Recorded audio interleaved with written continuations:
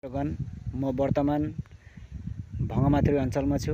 यो भङ्गमाथरी अञ्चलको इएनडी माथरी हो। यो भङ्गमाथरी भनेर जुन यहाँनेरि सानो पोखरी देखिँदैछ, यस पोखरीलाई नै अगाडि जुन भङ्गमाथरी भनिएको हो, यहाँ माथरी भाँचिनाले गर्दा यस भङ्गमाथरी अञ्चलको एकदम नजिकै फेरि बनाइएको यो माथरी हो। असम सरकारले बनाइदिएको हो। राम्रो छ, यातायातको लागि साह्रै नै राम्रो भएको छ। यसको यतापट्टि 6th एडिसन काजिरङ्गा हो। म तपाईहरुलाई आज अति नै एउटा स्पर्शकातर विषयवस्तु देखाउन चाहदैछु। हुन सक्छ यो हेरेपछि तपाईहरुको मनमा पनि ढुकढुकी उत्पन्न हुन सक्छ। यस छेउछाउमा बसेका मानिसहरुको के हो भने हाम्रो यसको अलिक अगाडि नै भोजमारी एलेकामा महाबाहु ब्रह्मपुत्रले जुन गडाखनिया गरेर यथेष्ट मान्छेहरुलाई हाराखास्ती गराएको थियो। त्यसै बमोजिम तपाई हेर्न सक्नुहुनेछ, यो भङ्गमाथरी अञ्चलमा साह्रै नै नजिक ब्रह्मपुत्र आइसकेको छ। माथरी इएनडी माथरीबाट प्रत्यक्ष रूपले देख्दाखेरि एकदम महाबाहु ब्रह्मपुत्र एकदम सेताममै बगिरहेको हामीहरू देख्न पाइएछ। यहाँदेखि पहिले 7-8 किलोमिटर जाँदा मात्रै हामीहरू जुन महाबाहु ब्रह्मपुत्रको दर्शन गर्न पाउने थियौं। तर अहिले गडाखनियाको कबलमा परेर वन विभागको भित्र हुनाले गर्दाखेरि यसका छेउछाउका मानिसहरूले चाल नपाएको हुन सक्छ।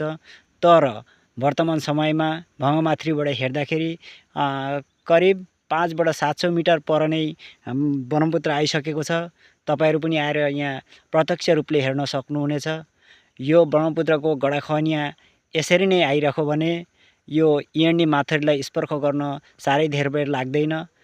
माथरीलाई स्पर्श गर्नको साथसाथै जब स्पर्श गर्छ, यस गाउँका छेउछाउमा बसेका गोर्खा जातिभाइ वा अन्य सम्प्रदायका मान्छेहरूलाई साह्रै नै अप्ठ्यारो पर्छ जस्तो मलाई लाग्छ। तपाईहरुलाई म मेरो फेसबुक पेजबाट यो अति स्पर्शकातर कुराहरू उपस्थापन गर्दैछु। आगन्तुक दिनहरूमा असम सरकारले होस् या भारत सरकारले होस्, यो ब्रह्मपुत्र महाबाहु ब्रह्मपुत्रको गडासहनियाको बारेमा विहित व्यवस्था लिएर भने आगन्तुक दिनमा यो दक्षिण सेतियाको दक्षिण पारमा बसेका जति पनि मानिसहरू जाति धर्म वर्ण निर्विशेषे जति पनि मान्छेहरू छन्, साह्रै नै अप्ठ्यारो हुन एकदम खाटङ छ। यो हेरेर साह्रै डराउनु होइन, तर अति नै स्पर्शकातर कुरो हो। सबैले हृदयङ्गम गर्नुहोस्।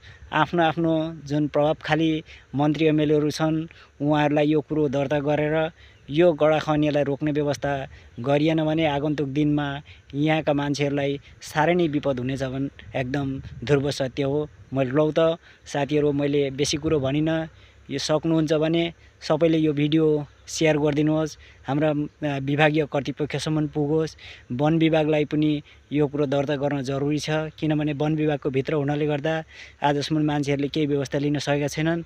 अहिले प्रत्यक्ष रूपमा देख्न पाउँदा मान्छेहरू डराएर थरथरी हुनु परेको छ।